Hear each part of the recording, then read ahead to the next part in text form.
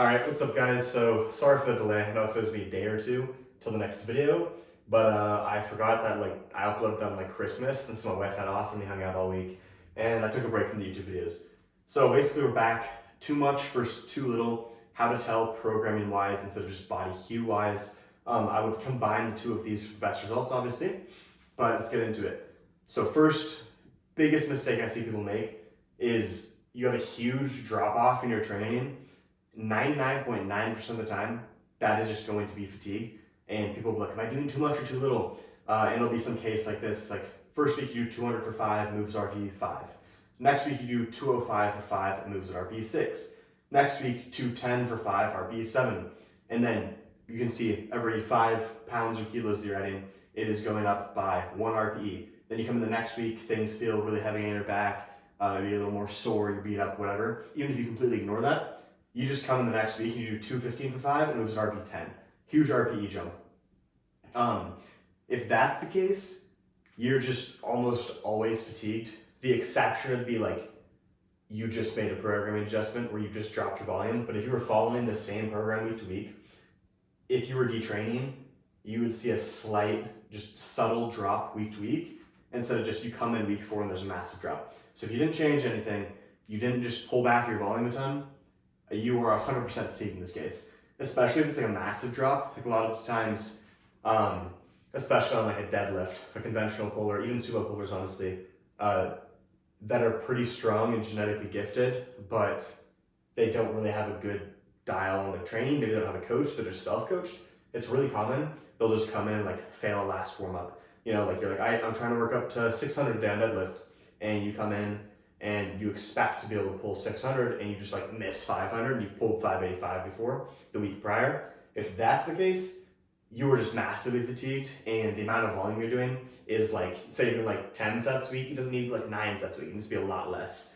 I'll talk about how to adjust in a little bit, but you get the point there. So now to if it's not a huge drop and you're not really making progress, you're kind of plateaued, or the adjustments, the strength adjustments week to week are very minor. Here's how to tell if you should do more or less. So first, I'd look into training patterns. Really easy way to illustrate this is just secondaries on a Tuesday. You have 4 days of rest going into the Saturday. That's important. Saturday is the primary. Remember, after the Saturday, you go back to Tuesday, so you have 3 days of rest. On the Saturday, you have, say, a single, a 2x5, and then 2 sets close to failure of, say this is squats, leg press. On the secondary day, you have 3x3. Obviously, you have to take this within context of the sets. If for some reason this is all super low RPE and this is high, yeah. But for this example, say everything is just RPE 7. It's all the same, and you take into account the rest days. You have less sets here, no accessories, and you have an extra rest day before the primary.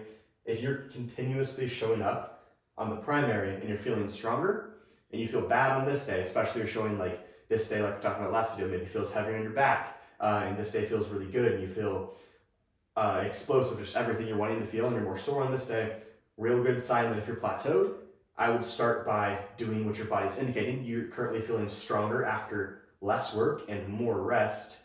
I would do less work. So maybe you cut a set somewhere and then try. If it's the opposite and you're just always feeling better on this day, substantially better, maybe this day you come in, things are pretty light, but it's not very explosive, you're never really sore, etc., like we talked about in the last video. I'll say that a million times probably. Then I look at what's making you strong again. I go, okay, you feel strong after more work and less rest. Let's maybe try adding in some sets. You can definitely read into this too much. Sometimes, especially if you are in this situation where you're just doing way too much, sometimes you're just so fatigued, your fatigue patterns are going to be really, really weird. So take that, take it as it is, do the second step and then look back. Let's say you make that adjustment and you add 1 set. You come the next week, it goes better, perfect. Either keep it or make 1 more small adjustment. However, this is why I have to take that with a grain of salt, because you can overread into it. If you add a set and it goes worse suddenly, then obviously I would not continue to do that. I would go in the opposite direction, so I'd subtract a set. This is really just helping you make an educated guess, the patterns. But then from there, this is probably the second biggest mistake I see people make, is they will coach for someone and they'll make the adjustment. And they'll be like, oh, you're just definitely fatigued. You have to be fatigued no matter what. Came to the conclusion you're fatigued. They pull back, it goes worse. They're like, you're still fatigued. They pull back, it goes worse. And they just continue that, and eventually they're doing like half the volume they once were, and their training's going horribly, and they don't pick up on that.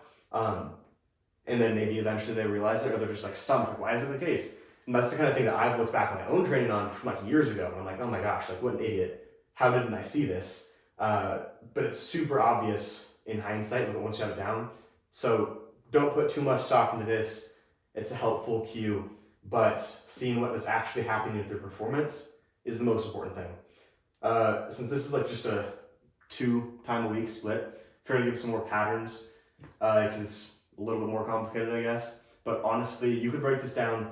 Like when I'm programming things, I'm looking at it pretty detailed in my head. I don't think all coaches do. Not that's like a flex or something. I just genuinely think like you don't actually have to. You could really go off, just adjust and see what's happening with performance and body cues. But I do think this is helpful, and having it in mind when I set up programs and how I'm setting up is helpful. Like that's why I like the front load volume on the primary a lot. Put more work there, gives you more clear performance patterns. So if you're doing like a Monday, Wednesday, Friday, assuming all of the RPEs and the workload is very similar, pretend for this, if the RPE of 4s and 2s and 6s is very similar, intensity is determining the type of adaptation, but then volume is determining the magnitude of the adaptation. Assume the RPEs are the same for all these, and this is just like completely equivalent stimulus and fatigue. I know that's not exactly perfect, but for this example, just assume it is, okay? So we have a 3x4 on the Monday, 3x2 on the Wednesday, and then a single with a 2x6 on the Friday. If you are routinely coming in on the Monday and you feel the best there, the obvious thing I would just look at is, well, you have an extra rest day. If you're making really good progress, I wouldn't change the total weekly sets. What I do is I just shift them around. So you'd want more work on this day and then less work on this day likely. So I'd probably just take a set from here, make this like a 2x2, maybe add another set of 6 there or whatever. If you wanted, you could add a double here. So it's literally the exact same. And then you're gonna have more work this day, so you're gonna be a little bit less fresh this day. Here, probably fairly similar or a little bit beat up, but then you have 2 sets, so you're gonna recover going into Friday. If you're doing that same thing, and that was the example of if you're making progress, but you feel strong on the wrong day, that's how to adjust it. If you aren't making progress, then I would likely just slash some sets throughout the week. I would start on this Wednesday session just because you need the most recovery. You want to be strongest on your Friday, and then you also only have 1 day of rest, as opposed to like dropping a set here. Wouldn't really make sense because you have the most rest after that, and this workout and this workout follow that volume drop, and you don't need to feel as strong on those days. And basically, I personally, unless things are just going absolutely horribly, always just make one adjustment at a time. Let's get into the next example, and I'll elaborate on it a little more. So say in this one, Monday you got a 4x4, Wednesday you got a 2x2, Friday you got a single, and then a 4x6. You're always feeling strongest on the Friday workout. If you're making progress, obviously I wouldn't change anything. You're feeling strong in the primary and whatnot. But if you're not making progress and you are feeling strongest in the primary, I'd look here and see what the case is. For example, this person is coming in and say on the Monday workout, you're feeling all right, little beat up. Wednesday workout, same thing, feeling a little bit beat up. And then you come in on the Friday session and you feel great, but you're not progressing. In that case, I'd say, okay, well, you're doing a lot more work. You're doing like 5 sets over 3 days. You're doing 4 sets over 2 days, and then 2 sets over 2 days. You're getting a lot of recovery here. Good chance that you're just doing a little too much work. The opposite can be true as well, like we talked about in this example. Both of these just happened to do less work, but it could very well have been like you have 4 sets of 2 here and whatever, and you still feel better on that day, so you bump up the workload. But same exact principle, pretty basic. And again, once you make those adjustments, see how it goes the next week. Depending where you adjust things, the whole like dynamic of the week might change a little bit. So like off the top of my head, let me give you an example real quick. Like if you restructure, if you pulled one set from here and put it here, you're probably gonna end up feeling, since you're doing more work going into Monday, a little bit less fresh Monday, a little more beat up. You might even be holding a little bit more fatigue just from, that would be, instead of 3, 4, 5, 6 sets over Friday to Wednesday, 5 days, you're doing an extra set over that time. So you're probably gonna be a little bit more beat up here, but then because you only have 2 sets here, you'll feel fresher on the Friday. So don't panic if all of your days are starting to shift around in strength just a little bit, that's all right. And then other thing, don't adjust if you're progressing well. It's really tempting to always chase better, better, better, but if you're progressing at a good rate, just don't change it. I would say though, long-term patterns, I'd keep things like this in mind, because if you're doing something where you come in, basic example, you have a primary day and a secondary day, and you always feel stronger, this exact split, you feel these exact sets and reps, you feel stronger always in the secondary day, but that means you almost certainly need more work. I would keep it if you're making progress, especially because adding work can always, making good progress, you might get injured if you're adding more work, heck, you might read it wrong.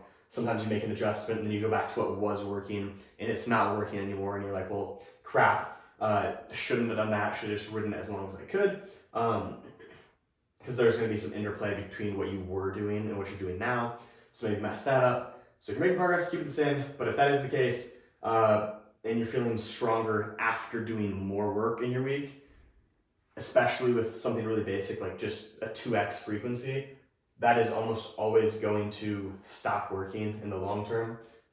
Long term, when you feel weaker and then like on a secondary day and then you pull back and you feel stronger on the primary, that is going to be what happens long term when you're making your best progress, or if you stall, that's where you'd go. If you're trying to like really reach your potential in the sport. The reason being is, if you just imagine like, I talked about this in the priming video, I think a little bit, like a stimulus recovery adaptation chart. So basically like you're working out, if you're beat up this day, your performance is a little bit suppressed, that's okay.